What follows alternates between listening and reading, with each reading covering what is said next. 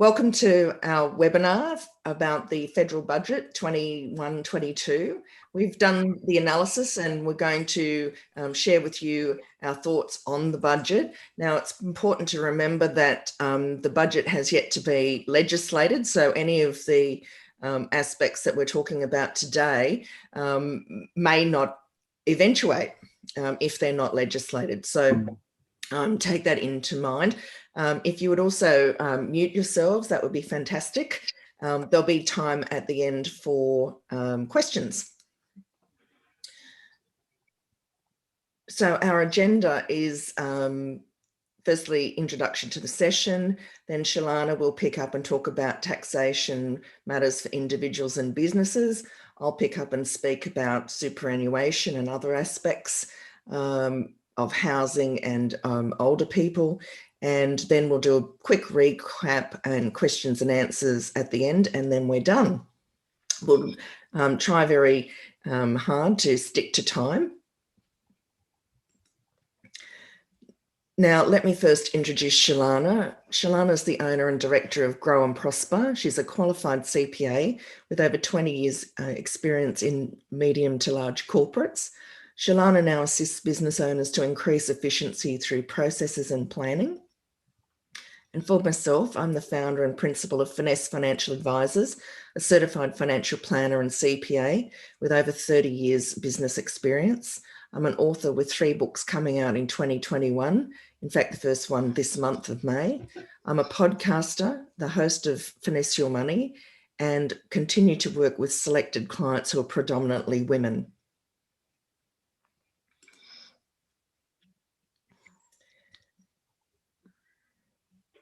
Now, a little bit of an icebreaker here. Before I start, would everyone just check that they are on mute?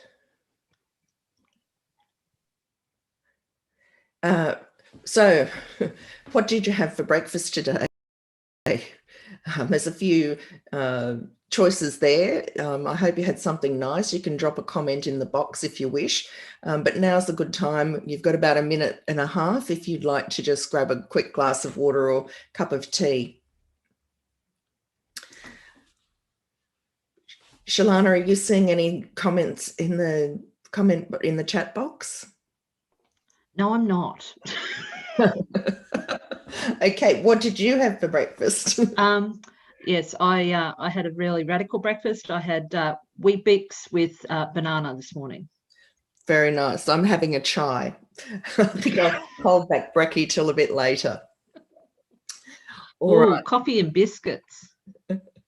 As opposed to coffee and donuts. It must be a Friday thing. I think I know who that is. Yeah. Donuts later. Okay, fair enough. Fair enough. Got to pace yourself. All right. Well, we might keep moving then. So let's get started. Is everyone ready? Got a notepad and a pen? And we will send this out afterwards. We will send you a recording afterwards. So if I am going too quickly, don't worry. You'll be able to play me back later. Never let it be said you go too quickly, Sheilana. Sorry, my bad. I'm sure I could edit that out. I'm not slow. Is that what you're saying? No. Okay. As the only male here so far, should I stay or go? Never. Please stay. All right. Well, let's get back on track. So, Sheilana, I'll let you take it away and to talk about taxation matters. Oh, I'm sorry. My bad. I just want to give you a summary of what we're going to talk about. So Sheilana will talk about individual taxation, so low and middle income tax offsets, income tax rates, employee share schemes, self-education expenses and childcare. And with respect to businesses, temporary full expensing, lost carryback. I'm sure you may not understand those terms at this moment, but Sheilana will explain. Apprenticeships, intangible assets and debt recovery from the tax office, and I'll cover off threshold changes the work test being repealed, downsizer extended, SMS changes, first home savers, amongst other things. Take it away, Sheilana. Oh, so we're getting into the exciting things of, you know, the government has opened up the purse strings, has decided that we all need extra money to spend, and they are now doing that by way of keeping intact these middle and low income offset measures. Now, previously they were supposed to be rolled back, but given where we are at the moment, we're still in recovery phase. The government is still wanting us to go out and spend. They have decided to keep this measure in and to apply for this current tax year and also into the 2021-2022 tax year. So what this means, these are the middle income and the low income offsets. What they actually do is they refund you tax. So they're not actually a given refund per se, in that you have to have paid tax in order to take advantage of these tax instruments. So for middle income, typically you're going to get $1,080 if you're a single, $2,160 if you're a couple, and basically that $1,080 is for anyone who is earning between $48,000 and $90,000 individually. So if you're a couple on $180,000 combined of taxable income, you would get the $2,000. And like I said, there you must have taxable income for this to actually apply. So your low income offset, and that's for people who are earning less than $37,000 as taxable income. So they'll get that $700 in their hand, you know, in an effort to stimulate the economy, for people to be out there buying. This is not so that you can squirrel it away for a rainy day. This is for you to actually go out and buy services and help those local businesses who have struggled through COVID. This then tapers out. So this is actually sort of in the reverse, that the more you earn, it tapers out to down to like $325. And by the time your taxable income reaches $66,667, try saying that fast, that's when it expires. So they're really sort of targeting those lower income taxpayers to get out there and spend. So the other tax measures that were announced in the budget is that the income tax rates, they're unchanged at this point in time. You'll remember last year in the budget that was announced on the 6th of October, they actually changed the ranges for tax. So for instance, on your 19% tax rate, it went from $37,000 as being the top up to $45,000. And then they've moved the other tax rate from for 32.5% from $90,000 up to $120,000. So they're going to stay the same in order to address, you know, bracket creep. As we all earn more, you know, and what our average wages are, this is the government's effort in order to keep pace with that, so that we're not, you know, taxing those people who in today's dollars are earning, you know, like an average wage of say $90,000. They're not being adversely affected by the old tax brackets. The second one about employee share schemes is an interesting one, in that this was sort of, I guess, tucked away a little bit in the papers. And this is for people who, as part of their employment, are given shares in the company that they work for. So typically what happens is that as part of your bonus packages, you'll get $1 value, but you'll also get potentially shares given to you over the course of your employment. Now, previously what would happen is that if you ever left that employer, those shares became immediately taxable at the time that you terminated your employment with that employer. What the government is now wanting to legislate is that that is not the event that causes those shares to become taxable. and potentially it can be up to 15 years later that you would actually be taxed on those shares.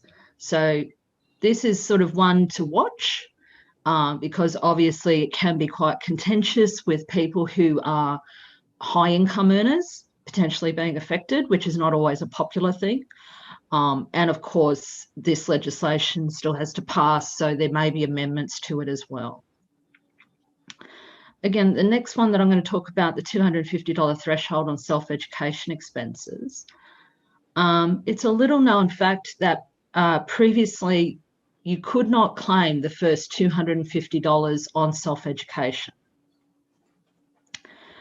which is quite surprising, because if it has the connection between earning assessable income, one would think that all of it would be deductible and able to be claimed, but not so. So again, in this budget, what they're proposing, in an effort to encourage people to retrain who have been displaced by COVID, to get out there, spend money, educate themselves in a new skill, in a new industry, and in order to, put their money where their mouth is, they're abolishing this $250 threshold for self-education.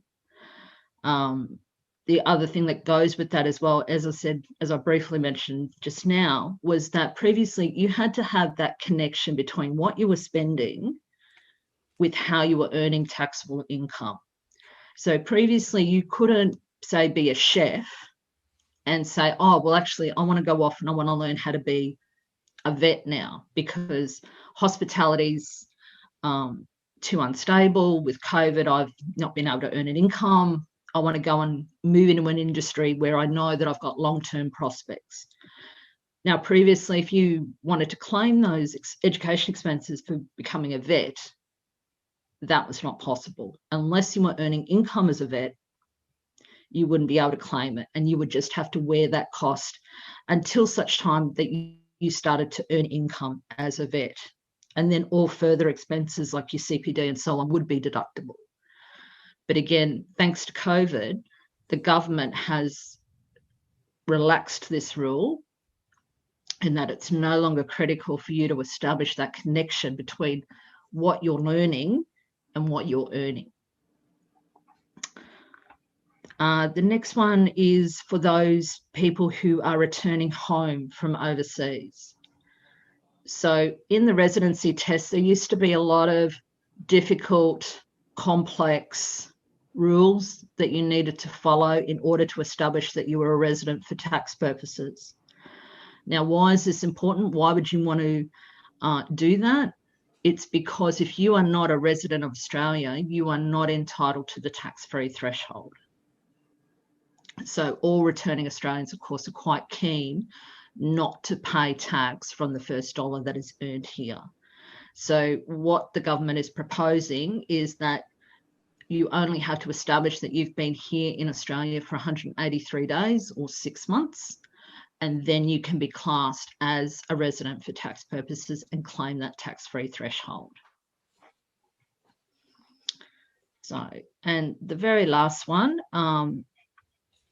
and one that I think is potentially overdue. I don't have children in childcare anymore, but I do know the burden of it. When I was working full-time with 2 children in care, it is quite expensive. And what the government is proposing is that from 1 July 2022, so we still have a little while to go before it is implemented, and hopefully it goes through and is granted royal assent to become law, is that essentially it is going to increase childcare subsidies to families with more than 1 child in care, under 5. And it's going to be adding 30 percentage points in subsidy for every 2nd and 3rd child. It's also going to remove the cap of $10,560 as to how much of that subsidy is then paid back to families. So as an example, a single parent on $65,500 with 2 children in 5 days of long daycare will be $71 a week better off, compared with the current system. So, and with a family who is earning, say, $110,000, the second child subsidy will increase from 72% up to 95% of their childcare fees, and they'll be $95 a week better off with 4 days of care. So it's a bit of a mixed bag, you know, nothing too radical, but some interesting ones like with that employee share scheme one. Okay, so moving on to business. Apprenticeships. We've all seen in the news that the government is very keen to get young people and people who, you know, young long-term unemployed into an apprenticeship, into a trade. It's something that we are lacking, as for a number of years it was unattractive to you know, young people to go into it. So what they are now trying to further incentivize employers for is that for the first 12 months of an apprenticeship, a new apprentice being signed up, they are going to commit to paying up to 50% of the wages that is paid to that apprentice. This will be capped at $7,000 per quarter, in line with your, you know, I presume that's in line with the BAS, if you're lodging quarterly BAS. So that then means that you've got up to $28,000 per apprentice per year, or for that first year that you sign them up. And you have until the 31st of March next year to do that and take advantage of this scheme.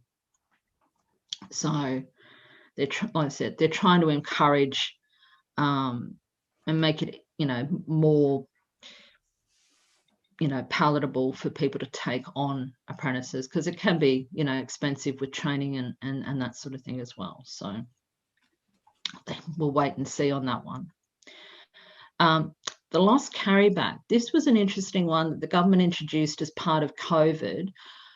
And what it means is that if, say, in the 2018-19 financial year, you paid tax, company tax, because unfortunately this is only for companies,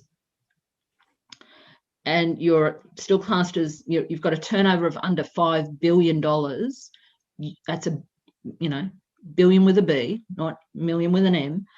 And what you can do is you can actually take the losses that you may have sustained during COVID and actually apply them back against that year where you may have paid tax and get a refund.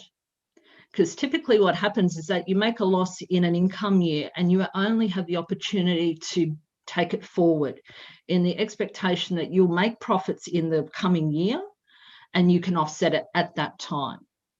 But again, COVID has really devastated businesses. And again, it's that, in that spirit of getting money back into the economy, giving businesses money back to spend.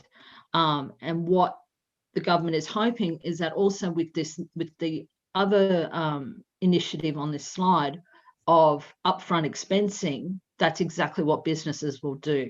They'll take that refund that they are given by the government and spend it on capital expenditure, because in that way, again, trying to stimulate the economy, trying to keep people in jobs, trying to keep doors open, because even if they're not spending it on capital expenditure, they're using it to continue to run their business through their operating cash flow.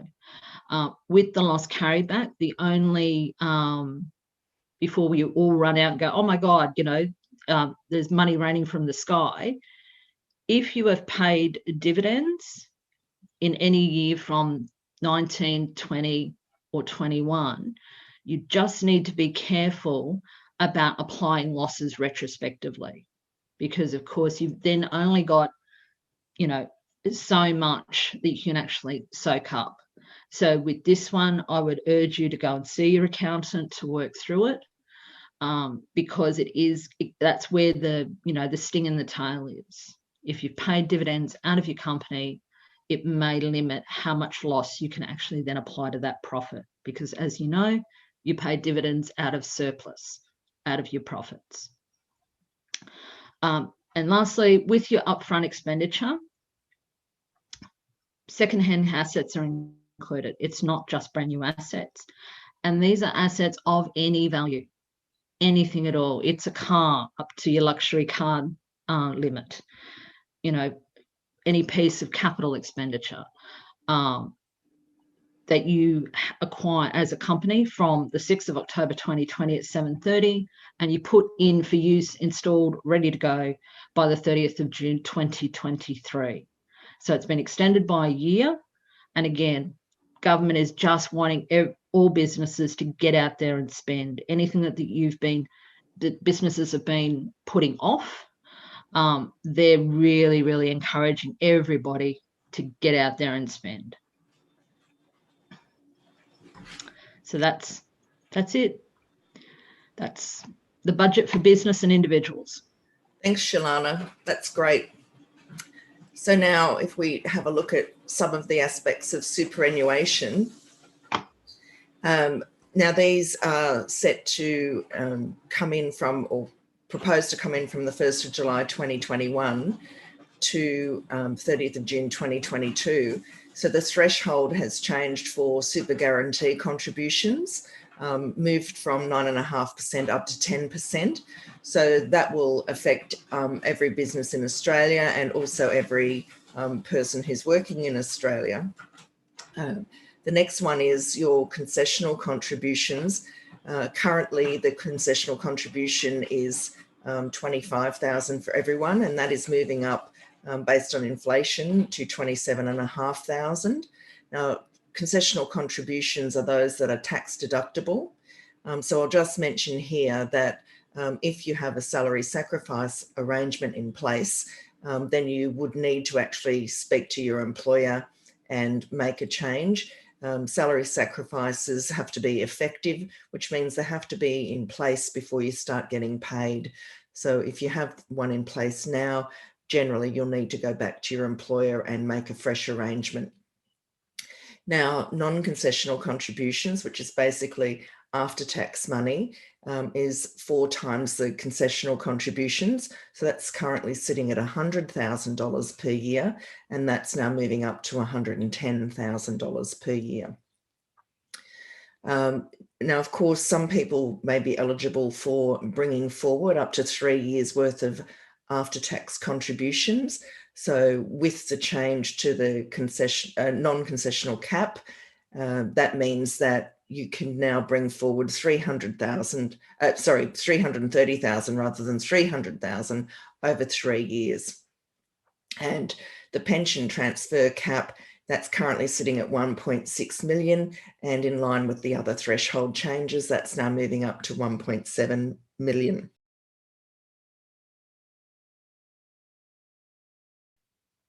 Superannuation for older Australians.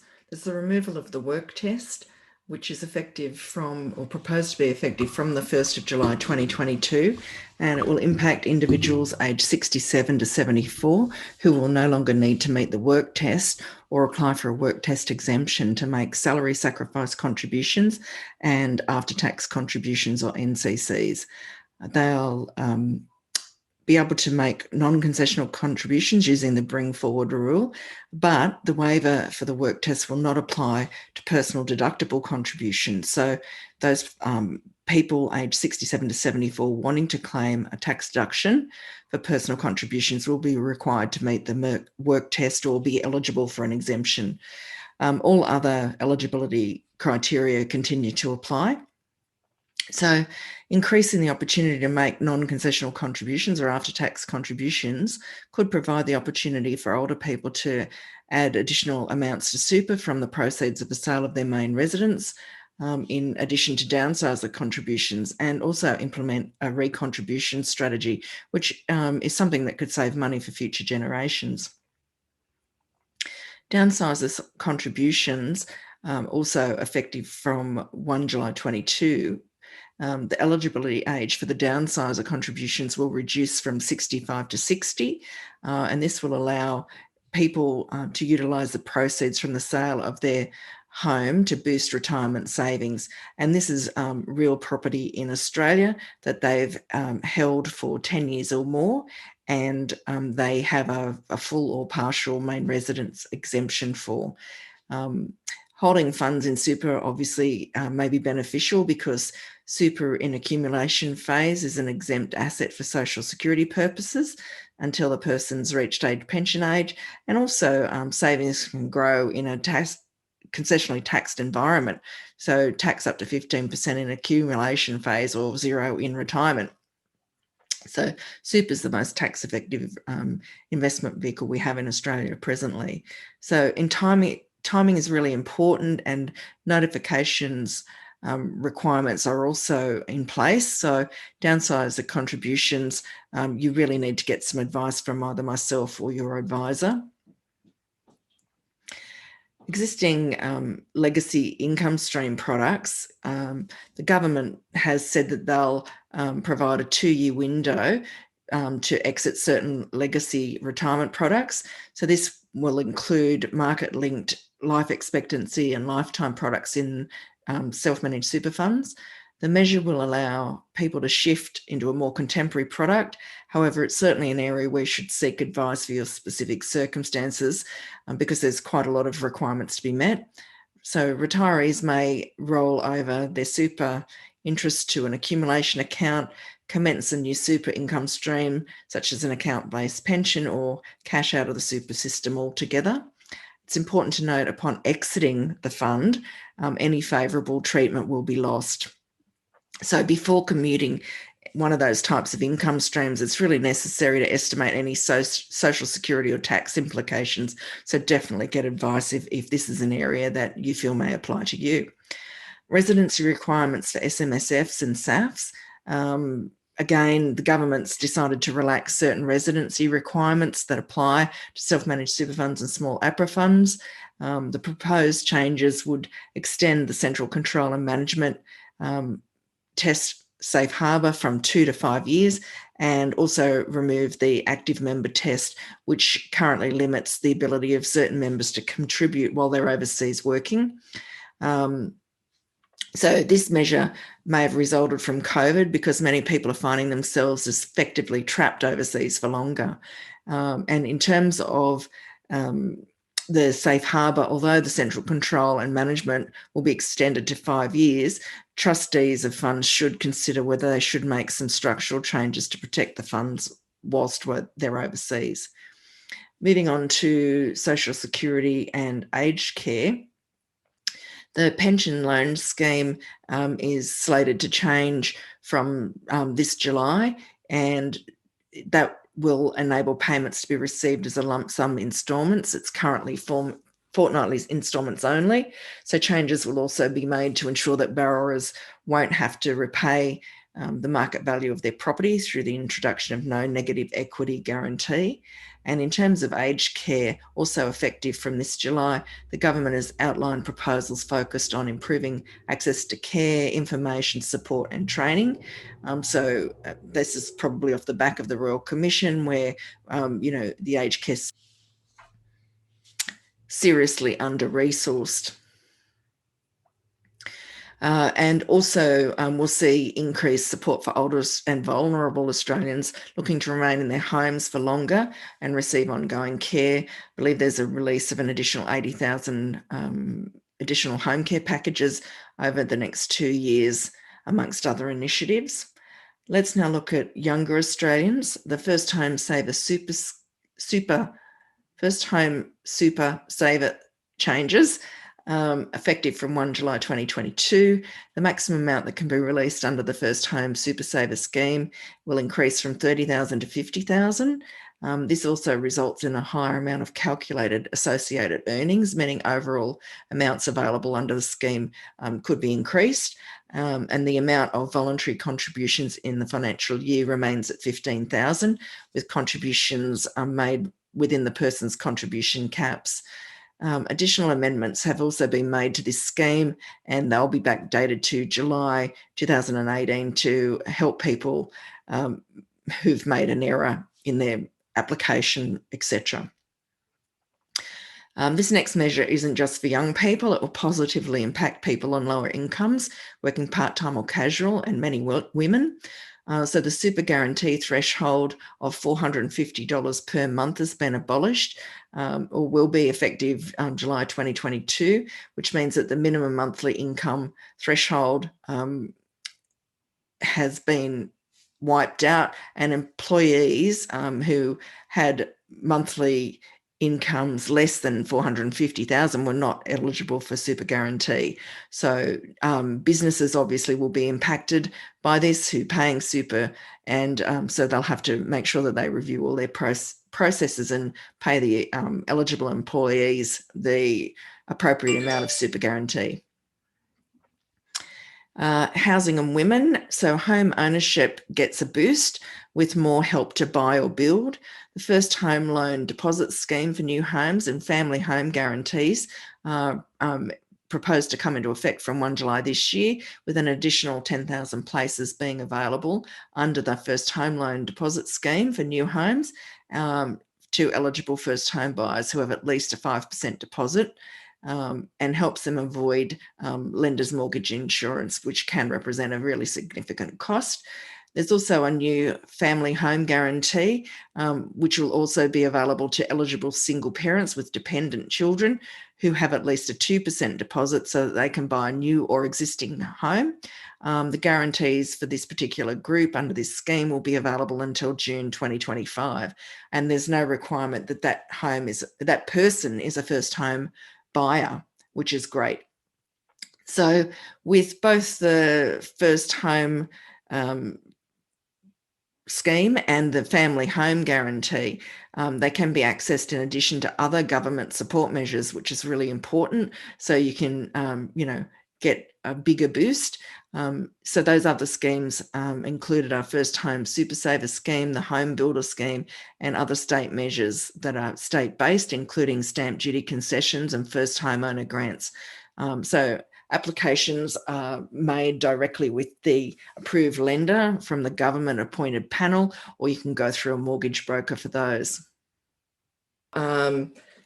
One of the final things, there was more money for women, which is really important. I know that I was quite concerned last financial year when the budget came out that there wasn't enough in there for women.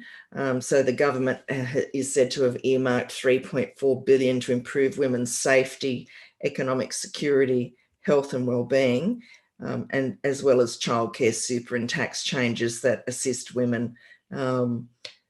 Now, some of those target areas are family violence, sexual violence, family law, workplace sexual harassment, and female leadership development. So that can only be a good thing for women. Now, overall, I think that the super system is the most tax effective in Australia available. And so everyone should consider super as part of their longer term planning for retirement. And, seek to keep as much moving into the super system as possible. There's some other benefits, such as not just the lower taxation rates that are available, but asset protection for business people and so on. So talk to your advisor or have a chat to me if you'd like more information around superannuation. Now, in summary, we've covered off individuals with their tax offsets, tax rates, share schemes, self-education and childcare, and for businesses, lost carryback, temporary full expensing, apprenticeships, intangible assets and debt recovery from the ATO.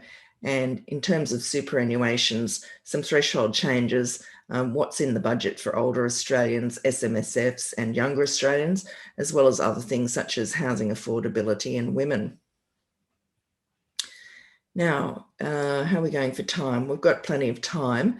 So are there any questions? You can either unmute yourself or, if you wish, drop a question in the question box, in the chat box. Sheilana, if you could let me know if there's any questions coming through. Nope. Gallery is silent. We've silenced them all, Genene. They've been amazed by our brilliance. Okay, so long as they haven't fallen asleep. It can be a bit of a dry old subject. It is a bit dry. And there were a couple of, in the summary, that I didn't address. They're just things like intangible assets. The government is now allowing people who have in-house software to determine what the effective life is. So previously the ATO had put out a ruling to say, if you've got in-house software, this is the effective life. Whereas now they're actually allowing businesses to self-determine that. The other one with the ATO debt. So if you've got a dispute before the administrative, the AAT, I can't remember what it stands for, but if you've got a matter before there where you're actually disputing the tax debt with the tax office, what that means is that until that matter is decided, the ATO can't take any further action against you and your business. Administrative Appeals Tribunal. That's it. I knew you'd know it, Genene. I knew you'd know. Guys, this is probably a longer conversation I can have with you guys. But with me, there's a couple of areas that are of interest, and I'd like to know a little bit more about this. We're not the business of carrying losses forward, versus what we can do in terms of claiming now, what that actually means, what that change is, the losses carrying forward versus what we can actually do today. A little bit more information about that, and what I can do in my business, and the second thing for me, which again is probably part of a broader conversation, is that because I'm past pensionable age, I'm sort of, I've got money stuck in super, and I unashamedly play with that money. I mean, I do my own sort of investing, and I mean, you shoot me, Genene, please, but I do, and I've done okay with what I've done with it. But I'm told that I kind of, because of my age, I've got freedoms to put money in, take money out, and rules don't sort of necessarily apply to me because I'm past it. You know what I mean? But so at some point I'm going to need a bit of help as to.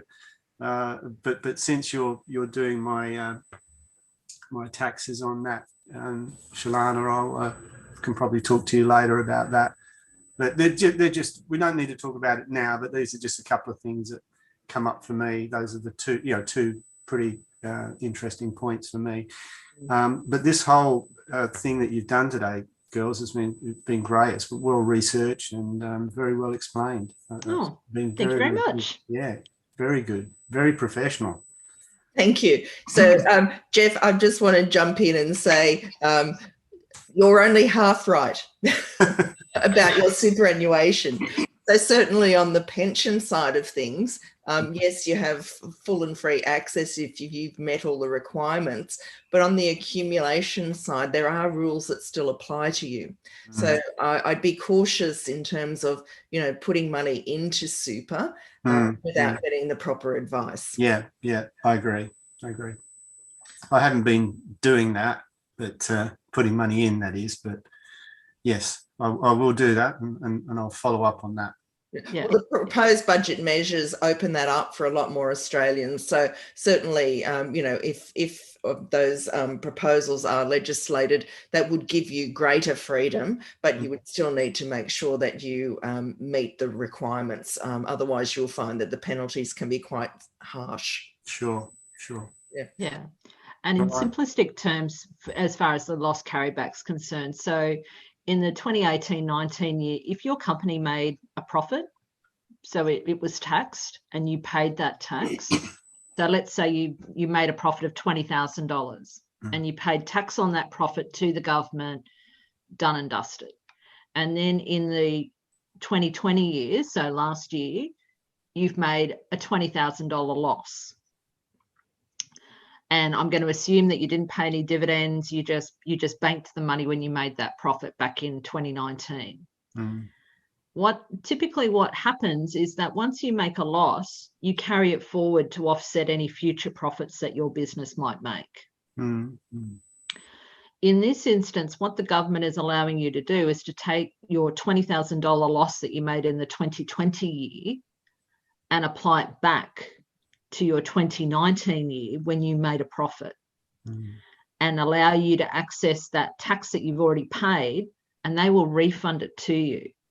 So rather than looking forward with that loss and sort of thinking, well, we'll come out of COVID, my company will do better, we'll make a profit, and I'll bank that loss against that future event.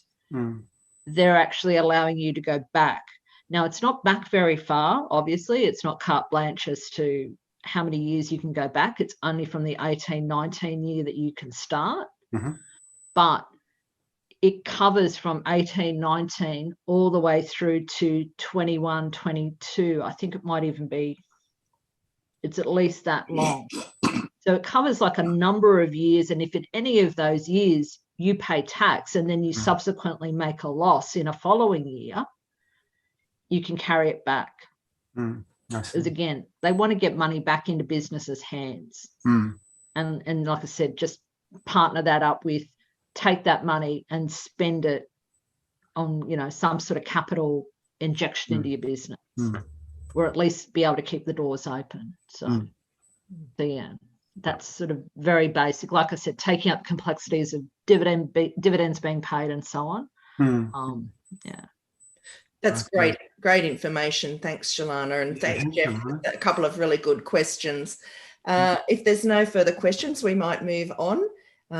Looking at the time, so here's an inspirational quote to take into the day, which I quite love. The mind is just like a muscle. The more you exercise it, the stronger it gets and the more it can expand. Now, I'd add to that if you keep in mind those things that you really want, then your brain will start looking for them and tell you when they're in front of you, so you don't miss opportunities. So where to from here? For everyone who's registered, we'll send our newsletter via email and you can request a replay.